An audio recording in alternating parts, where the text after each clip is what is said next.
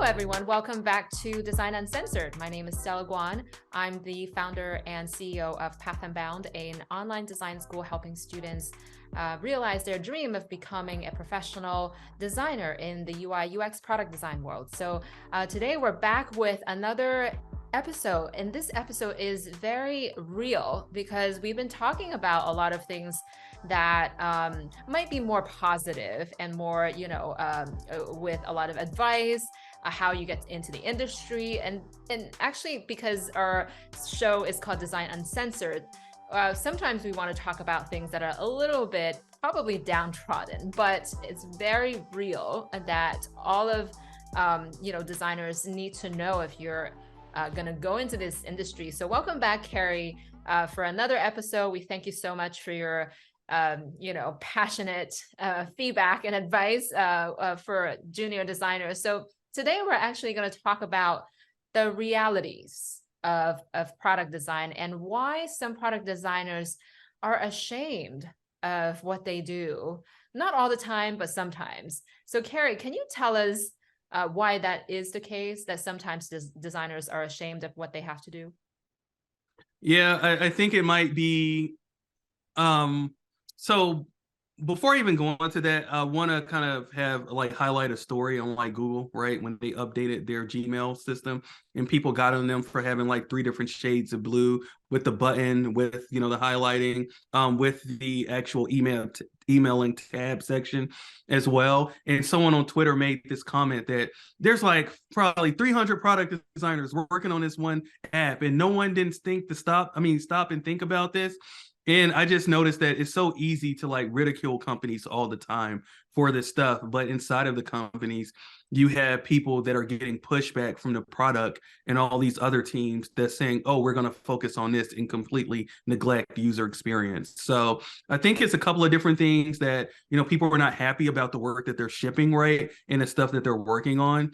People might have nothing to show for it because they haven't shipped anything due to the state of affairs at their company. Some people, and I've been through this situation, might be embarrassed to work in this industry because it's not inclusive. It's not an industry that is empathetic at all. And it is something that, just because I have the title doesn't mean that I'm completely happy with where I'm at, right? Because there's a bigger picture. Some people are completely burnt out as well with those facts. So it's all these different things to consider on why someone would be kind of embarrassed to work for a certain company or work for a certain organization when they know some of the stuff that they're doing might not be beneficial to the end user or the end goal of what they actually believe in. Yeah, definitely. I personally, when I worked at big companies, I've had similar experience as well. And it could be anything that you encounter that makes you feel like, wow, why am I doing this? Why am I doing something that I'm not even proud of? Or sometimes if you sign an NDA, you actually can't show anything and possibly not even talk about it in your interview, not to mention showing anything. So then as creative professionals, when we are in those type of contracts, in those type of scenarios, we feel like, so we did this for nothing. All we got in return is a paycheck. And sometimes that's very true, because we have to understand, if you work for a company as staff full-time, and sometimes even contractor, then you work for hire. And yes, the only thing that you're probably going to take away with it, in addition to obviously valuable connections, is your paycheck. And hopefully that's not all the time that you're all taking away with, but there is probably a balance that you might have to be okay with if you were to want to work in this industry. So tell us a little bit about what you think people think the ideal world of design it looks like. What's some of the common ideals when people are new to the industry? What do they think will happen? I think they probably imagine, and actually I've had a couple of conversations with folks, and I even thought this too, that you're probably working inside of an embedded design team. You are working through a full end-to-end experience, doing sticky notes and all of that, working happily. Your work easily gets shipped. you're a person that can make like high level decisions on something, right? And make things better for people. And I think what a lot of people really genuinely think is probably just the end-to-end experience, probably that we are going to be synthesizing data and doing research and all these other different things. And depending on an organization, I think even at like a lot of well-known companies, that's not how it works, due to the last podcast that we had about what a product designer actually Yeah. does, right? And all different problem spaces is not how it necessarily works at all.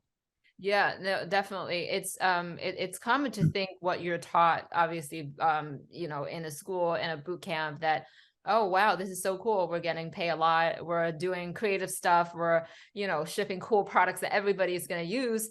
Yeah, roughly, but not 100%. And the other stuff can often weigh you down. And can you speak to your personal experience, a little bit? What type of compromises have you had to make as a product designer?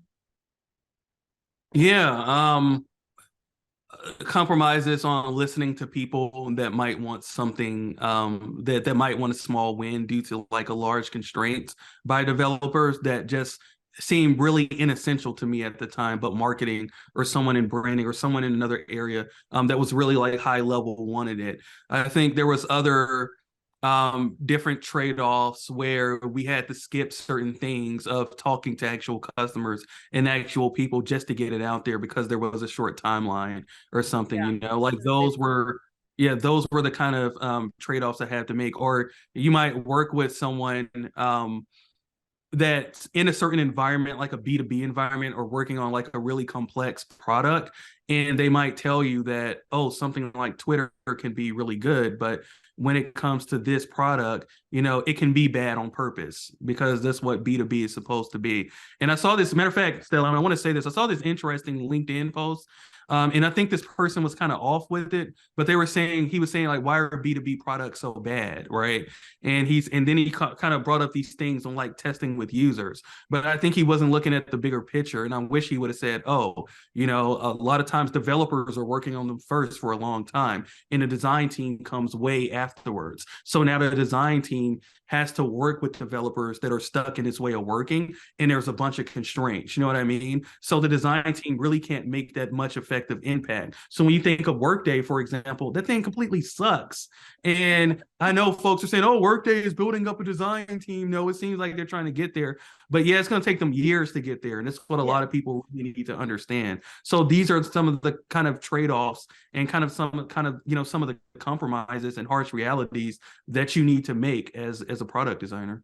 Yeah, I appreciate you bringing up the fact that B2B, has sort of a long cycle of everything. Like they have a long cycle of sales, they have a long cycle of design and development. And I think, probably this distinction B2C versus B2B, it's probably not what a lot of job candidates think of, when they apply, because obviously any job is better than no job.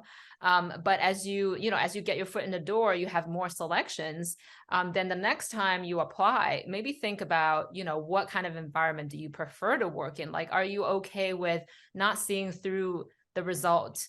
If you are that, you think that, okay, I can show what I contributed in a segmented way, B2B might be fine because you probably will never see it, in your tenure unless you stay with the company for 20, 30 years. But then if you really need to see that, okay, this is going to be pushed out to millions of people, consumers, then B2C or even D2C, might be a better choice for you when you have more leverage in the job market.